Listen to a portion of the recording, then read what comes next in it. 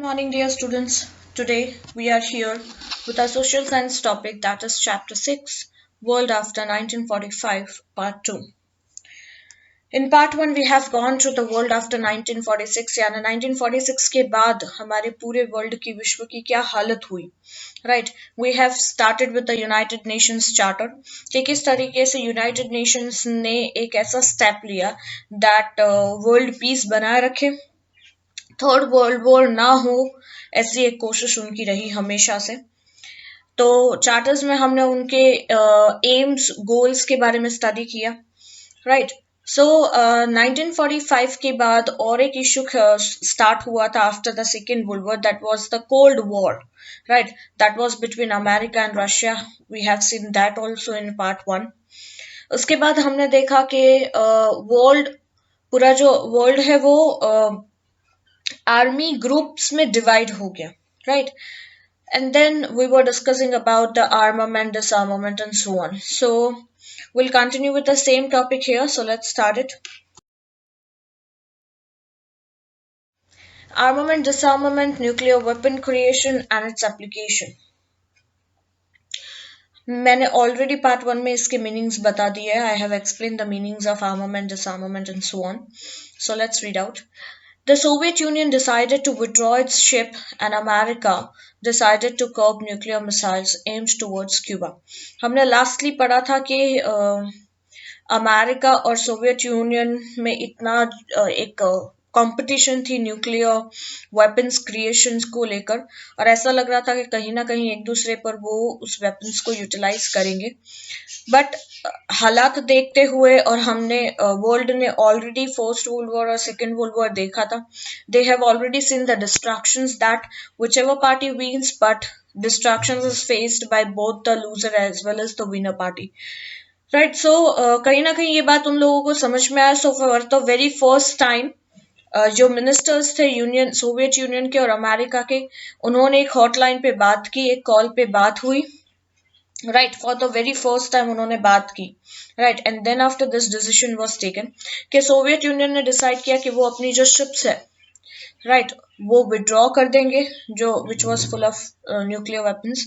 And America ने ये decide किया कि उन्होंने जो न्यूक्लियर मिसाइल्स एम्ड करके रखी थी क्यूबा पर, वो उसे नहीं एम करेंगे, यानी उसे छोड़ देंगे, नहीं छोड़ेंगे. राइट, तो वो मिसाइल्स वापस ली गई. तो इस तरीके से दोनों में एक शांति बनी रही.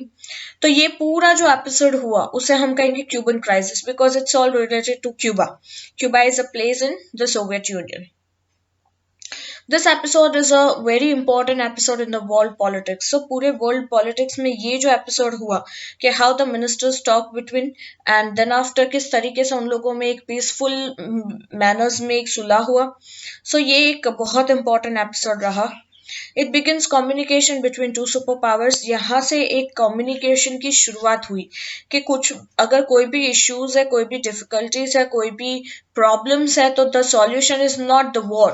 राइट, आप बैठ के भी बात कर सकते हैं, आप कम्युनिकेट कर सकती हूँ. राइट, सो यहाँ से वो for the first time it get started कि अब अगर ऐसी कोई इश्यू होता है तो फर्स्ट दे टॉक बिटवीन के भाई ये इश्यू है, कैसे सॉल्यूशन निकालेंगे. Okay, this incident is important towards the process of डिसआर्मामेंट of nuclear weapons. तो ये इंसिडेंट तब से इतना इम्पोर्टेंट हो गया, राइट, कि डिसआर्मामेंट का प्रोसेस जो हुआ न्यूक्लियर वेपन्स का, यानी न्यूक्लियर वेपन्स वो जितने बना दिए उतने बना दिए, अपने डिफेंस के लिए रखे, इट्स ओके, बट अब उसको उसके क्रिएशंस नहीं करेंगे. That is we call डिसआर्मामेंट.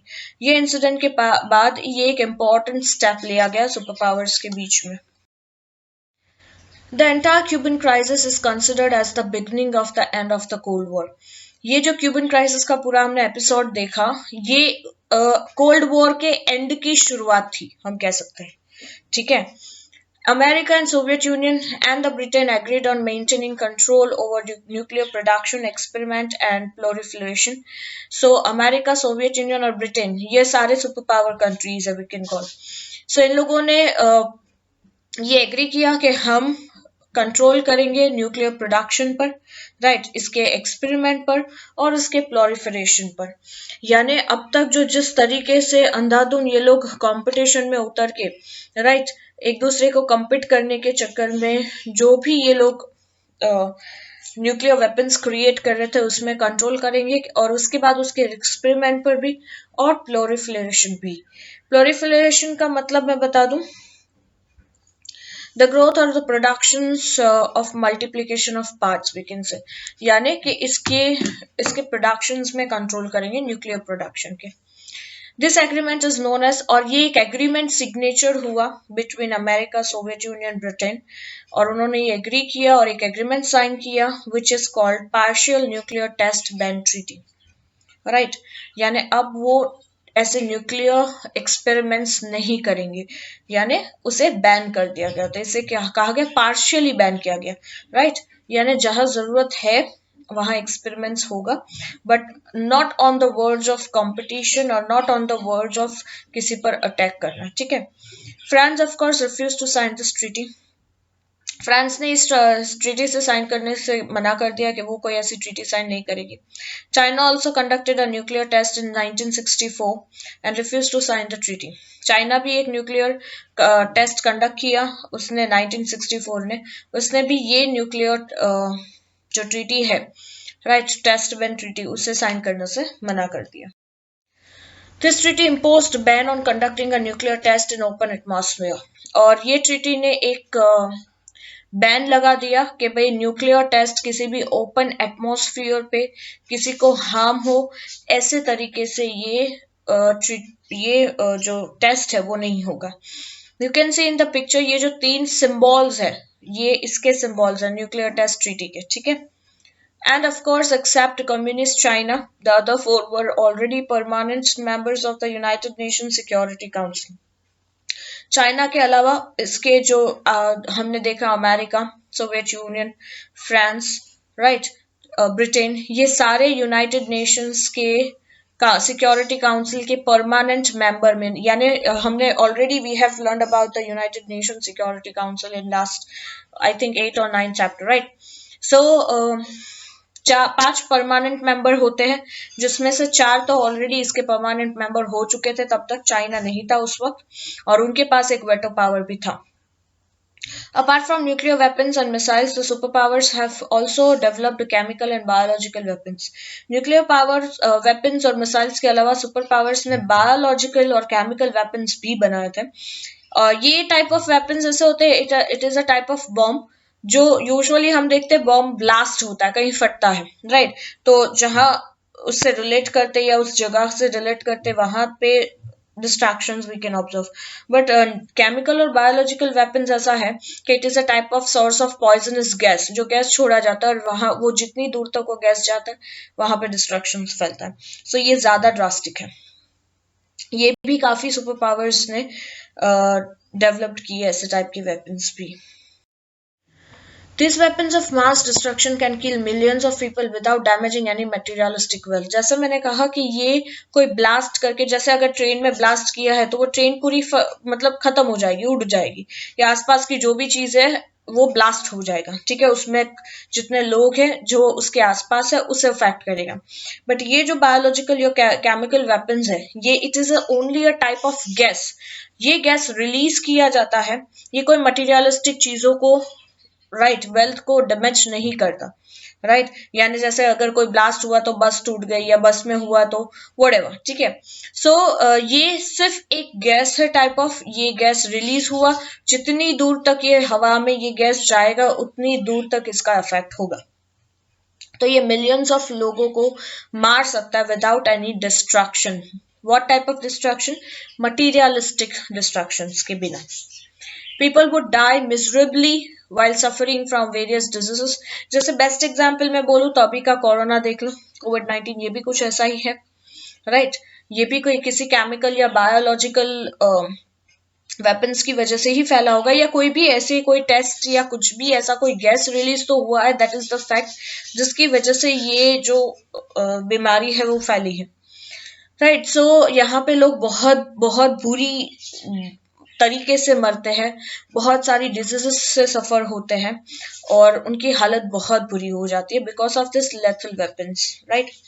During this decades यानी कुछ ये 10 साल में many important and far-fetching changes took place in the international policies. इन 10 सालों में बहुत सारे important और बहुत सारे ऐसे we can say futuristic plans को ध्यान में रखते हुए बहुत सारे international politics में changes हुए हैं. Owing to many reasons, the Cold War among superpowers also ended, and so the nuclear ban treaty held in this concern. ऐसे बहुत सारे रीजंस को ध्यान में देखते हुए कोल्ड वॉर जो सुपर पावर्स के बीच में चल रही थी, that was specially America and Soviet union, ये भी खत्म हुआ और न्यूक्लियर बैन ट्रीटी जो है इसने भी काफी हद तक हेल्प आउट किया, राइट, इन सुपर पावर्स के बीच के कोल्ड वॉर को खत्म करने में. India has always welcomed this treaty, but it is always a supporter of disarmament. India ने हमेशा ऐसे ट्रीटीज को वेलकम किया है. हम हमेशा पीसफुल मैनर्स में या पीसफुल मीन्स में मानते हैं और डिसआर्मामेंट के सपोर्टर हम पहले से ही रहे हैं. हमने अगर हिस्ट्री में भी पढ़ा है या अभी हम इसमें आगे भी पढ़ने वाले हैं नॉन अलाइंड मूवमेंट, इसके बारे में हम आगे डिस्कस करेंगे डिटेल में. So India was always a supporter of डिसआर्मामेंट. The world will be always in danger until the डिसआर्मामेंट of lethal weapons is not done. World हमेशा एक वर्ड्स ऑफ डेंजर में रहेगा जब तक ये लेथल वेपन्स यानी हमने जो न्यूक्लियर वेपन्स देखे, बायोलॉजिकल या केमिकल वेपन्स देखे, ये सारे डिसआर्मामेंट नहीं होंगे तब तक अर्थ हमेशा एक रिस्क पे है, एक डेंजर पे है. ठीक है, चलो now comes rise of independent Nations in Asia. 1945 के बाद हमने देखा बहुत सारे चेंजेस आए. ठीक है, यूनाइटेड नेशंस इंट्रोड्यूस हुआ, इसके बाद कोल्ड वॉर हुआ, शुरू भी हुआ, खत्म भी हुआ, राइट, ये सब कुछ हुआ. बट इसके बाद धीरे धीरे क्या होने लगे कि एशिया में जितने भी ऐसे कंट्रीज है, राइट, वो कंट्रीज, इस कॉन्टिनेंट के कंट्रीज जो भी है वो धीरे धीरे इंडिपेंडेंट होने लगे and India comes in that. Okay, तो ऐसे बहुत सारे कंट्रीज थे वर्ल्ड में जिस पर ब्रिटेन राज रहा, ब्रिटिश रूल रहा सब जगह पे. बट धीरे धीरे स्लोली एंड स्टडीली हर जगह पे after establishment of United Nations की भी ये कोशिश रही कैसे जो भी नेशंस है जो आज भी इंडिपेंडेंट नहीं हुए उन्हें आजाद करवाया गया. ठीक है, so let's read it about. India achieved independence in 1947 after a long freedom struggle. We all are aware of this, right? Owing to Britain's policy of divide and rule and certain other reasons, the country was divided into two nations, namely India and Pakistan. Britain policy जो अपनाई गई थी, that is divide and rule, right? लोगों को अलग करो उनके जात पात पर और फिर उन पर रूल करो. इसकी वजह से और ऐसे बहुत सारे रीजंस को ध्यान में रखते हुए हमारी कंट्री दो नेशंस में डिवाइड हो गई. जो पहले एक कंट्री हुआ करती थी आज वो दो पार्ट्स में डिवाइड होगी. One is India and then Pakistan. In the same way, with continuous struggle against Britishers, countries like Sri Lanka and Myanmar got independence in 1948. उसी तरीके से जैसे इंडिया का स्ट्रगल रहा ब्रिटिशर्स के साथ, वैसा ही स्ट्रगल श्रीलंका और म्यांमार का भी रहा और उन दोनों को इंडिपेंडेंस मिला 1948 में. In case of Indonesia, the United Nations played an important role 1949. अब इंडोनेशिया भी ब्रिटिश राज का शिकार था. वहां पे भी अगर देखें तो वहां यूनाइटेड नेशंस की हेल्प से इसे भी इंडिपेंडेंस मिला 1949 में. Asian countries like Laos, Cambodia, Vietnam too got independence. ये जो एशियन कंट्रीज के नाम अभी मैंने पढ़े उन्हें भी धीरे धीरे इंडिपेंडेंस मिला. The Second World War proved to be a good omen for the enslaved nations of Africa. Second world war एक गुड ओमन की तरह ये एक बहुत पॉजिटिव वाइब्स लाया, ऐसा अफ्रीका के लिए माना जाता है क्योंकि उसके बाद अफ्रीका भी जो सालों से एनस्लेव्ड था वो भी आजाद हुआ. After the second world war countries like Abyssinia, जिसको इथियोपिया भी कहते हैं, south Africa and Egypt were independent. ये सारी कंट्रीज भी इंडिपेंडेंट होने लगी. सो वी कैन सी कि सेकेंड वर्ल्ड वॉर के बाद ही एक ड्रास्टिक चेंजेस आया कि बहुत सारी नेशंस जो है वो इंडिपेंडेंट होने लगे। पहले हमने एशियन नेशंस देखे, एशियन कॉन्टिनेंट के। अब हम देख रहे हैं कि rise of independent Nations in Africa, Africa भी काफी इंडिपेंडेंट होने लगा। उसके बारे में हम यहाँ स्टडी कर रहे हैं। The second world war and the freedom struggle in Asian countries inspire to the other African countries too. जो सेकेंड वर्ल्ड वॉर हुआ और उसके बाद जो फ्रीडम स्ट्रगल हुआ एशियन कंट्रीज में, जैसे India struggled a lot, India ने तो खुद अपनी एक फाइट के साथ ब्रिटिशर्स को निकाला, राइट। यहाँ यूनाइटेड नेशंस का कोई हाथ नहीं था, हमने अपनी स्ट्रगल से इसे बाहर निकाला है। तो ऐसे बहुत सारे इंस्पिरेशंस मिला एशियन कंट्रीज का अफ्रीकन कंट्रीज को, दूसरी अफ्रीकन कंट्रीज को भी, जिसकी वजह से it resulted in that during the tenure of 16 years from 1951 to 1966 40 small and large countries become free। इससे इंस्पायर्ड होते हुए अफ्रीकन कंट्रीज में ऐसी बहुत सारी जो कंट्रीज है जो 16 इयर्स उनका स्ट्रगल रहा, 1951 से शुरू हुआ और 1966 तक ऐसी 40 छोटी और बड़ी कंट्रीज जो है वो फ्रीडम मिला उसे। Imperialist countries tried to have supremacy over these countries, but these countries either joined the superpowers of or the military resources and got their freedom।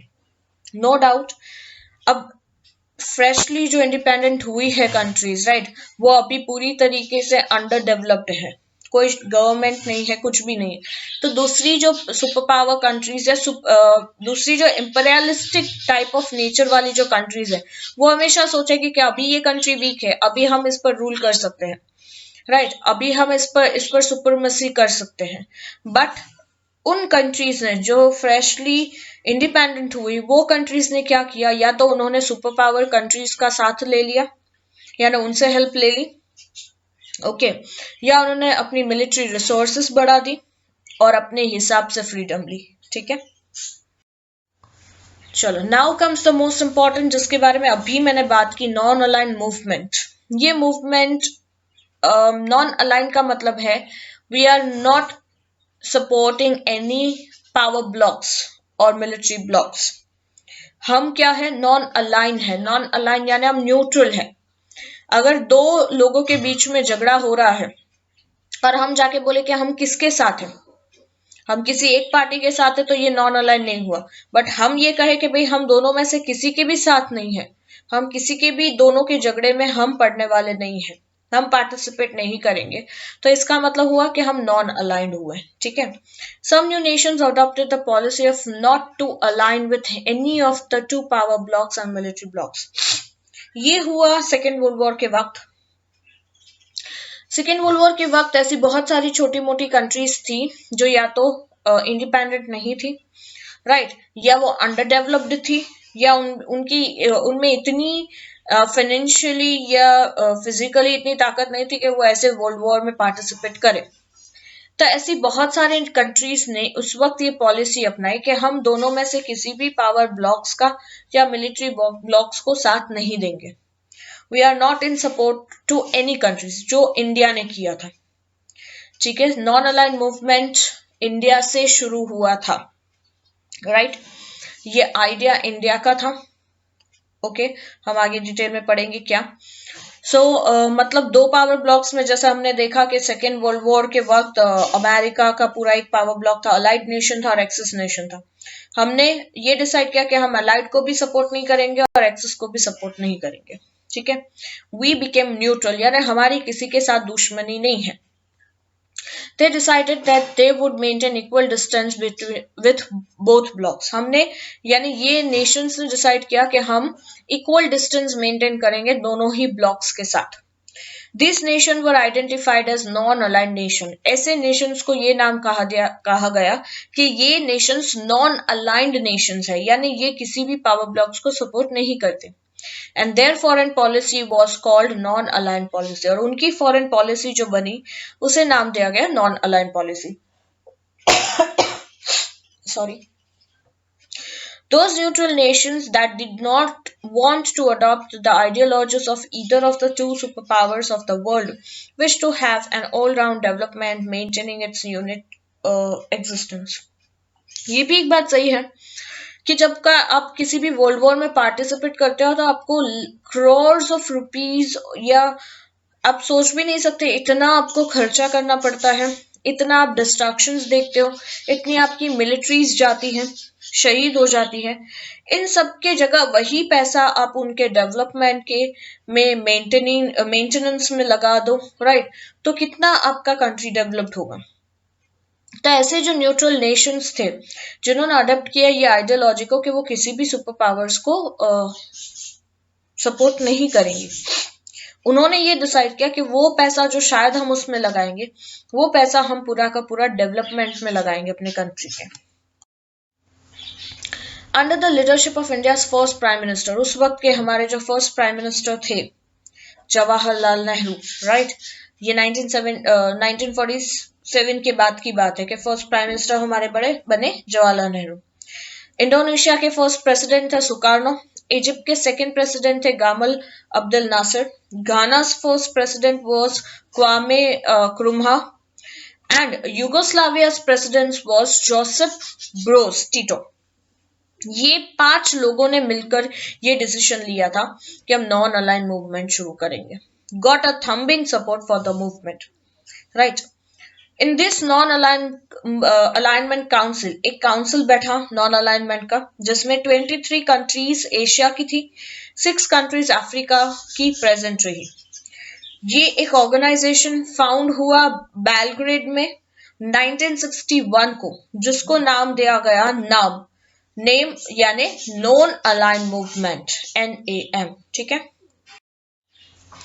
Under the leadership of Prime Minister Jawaharlal Nehru, the policy of non-aligned movement was framed. किसके leadership के under में ये policy frame हुई थी? हमारे India के first prime minister Jawaharlal Nehru के under में। नेम कंप्लीटेड वैल्यूएबल लीडरशिप, और एक बहुत वैल्यूएबल लीडरशिप मिली नेम को। Nehru believed that movement continues to see a role for itself, as in its view, the world's poorest nations remain exploited and marginalized no longer by opposing superpowers, but rather in a unipolar world, and it is Western hegemony and colonialism that the movement has really realigned itself again. Nehru का ये मानना था कि इस movement ने अपना एक role खुद ही प्ले किया है, जैसे वर्ल्ड की जितनी भी पुअरेस्ट नेशन है वो हमेशा ऐसे वर्ल्ड वॉर्स में पिसती रहती है, राइट, वो हमेशा एक्सप्लॉइट होती रहती है, और इसलिए वो काफी ऐसे नेशंस बार बार गुलामी का शिकार हो जाती है। या फिर अगर एक सुपर पावर को उसने सपोर्ट किया तो दूसरा सुपर पावर हमेशा उसे दुश्मन की नजर से देखेगा, तो वो कभी भी उस पर अटैक करेगा, क्योंकि वीक पार्ट पर पहले अटैक होता है। तो इस वजह से वर्ल्ड की ऐसी पुअरेस्ट नेशंस हमेशा एक्सप्लॉइट होते हैं, मार्जिनलाइज्ड होते हैं, right.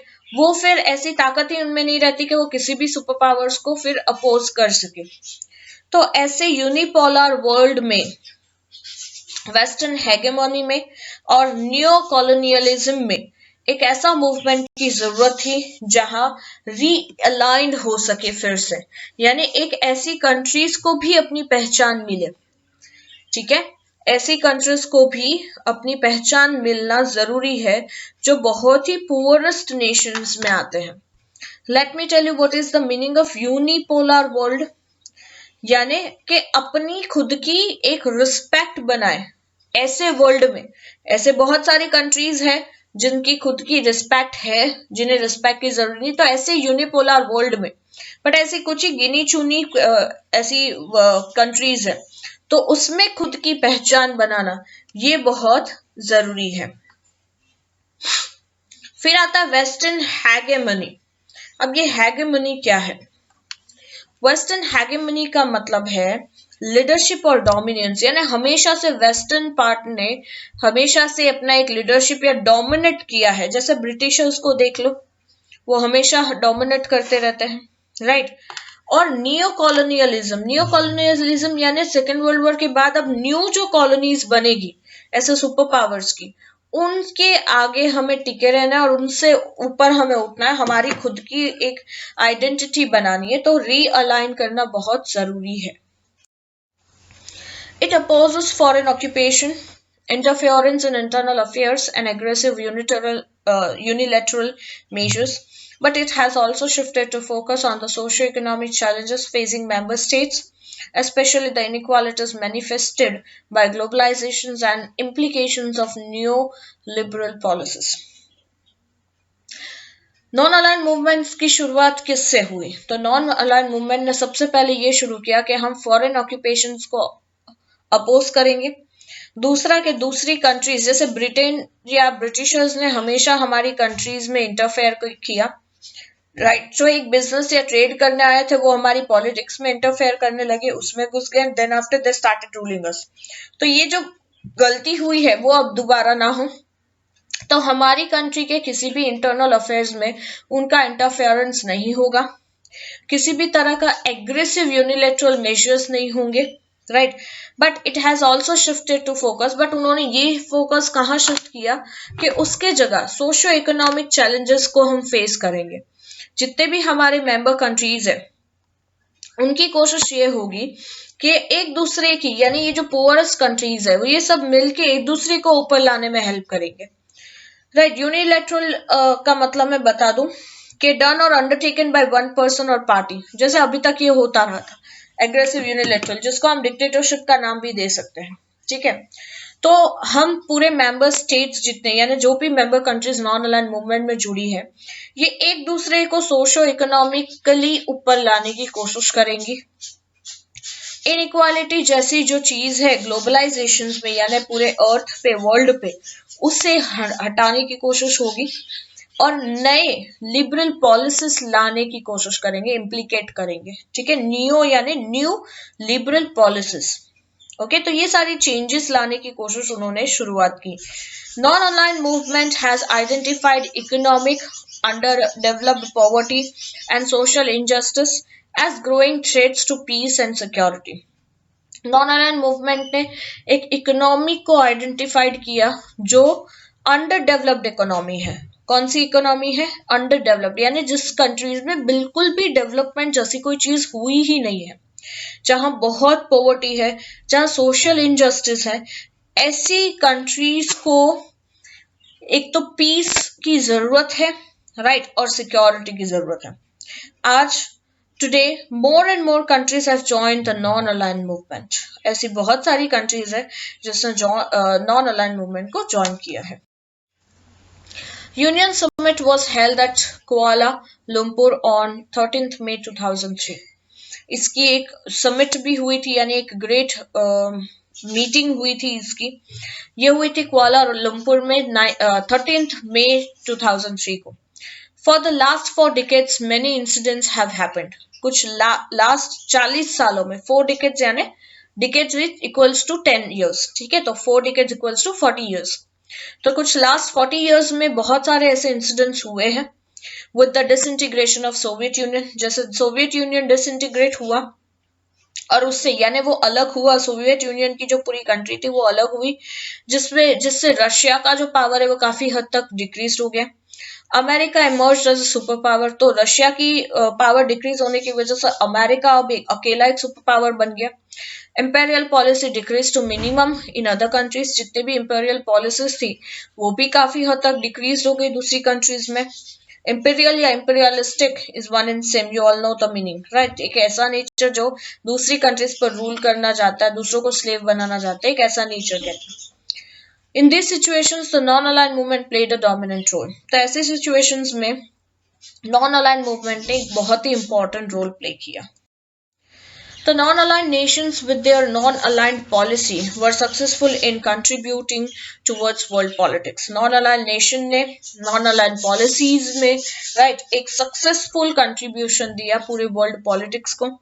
The non-aligned movement was successful in showing off its moral impacts. For maintaining world peace, stopping wars, maintaining human societies and nationalism, as well as the superpowers adopting an attitude of disarmament.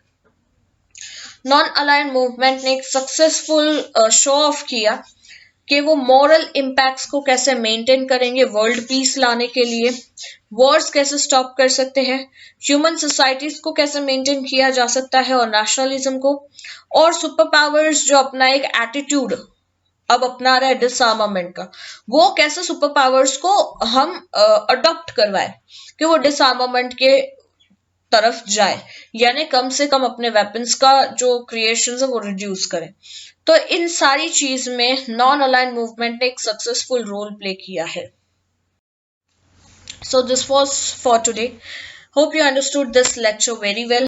We'll meet in the next lecture with another part of this chapter. Up till bye bye. Take care all of you.